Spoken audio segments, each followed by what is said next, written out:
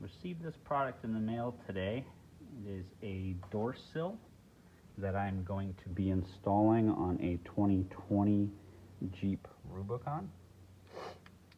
This is the product here with the extender cable that's provided in the package. So after you've unboxed the package, you're going to want to start to remove your stripping. You want to get that stripping removed, so when you do put the door sill down, you do have a channel to run your cables along.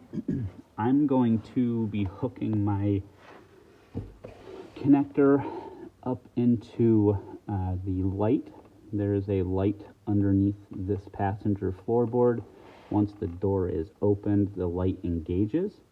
So that will be a great place to plug into, as I would like the door when open, have the light come on. So I have checked on the connector. I've plugged in positive, negative side. I have confirmed the light does engage. So I'm going to begin to use the provided 3M sticky tape on the back. I'm going to find a good placement here on my door sill. I'm going to go ahead and get that stuck down, so then I can go ahead and start running the cable down the channel and run it back and wire it into that light. So here's what the finished product looks like. I got my cable right there running into the light.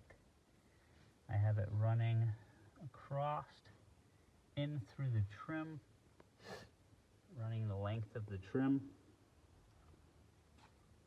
to here. And then you're going to want to button your trim pieces back up. And then when everything's finished, there is your finished product. Let me tell you, it looks awesome. It's a great product, pretty easy install. Just need to find a power source on the door and tie into that power source, and then hide your cabling.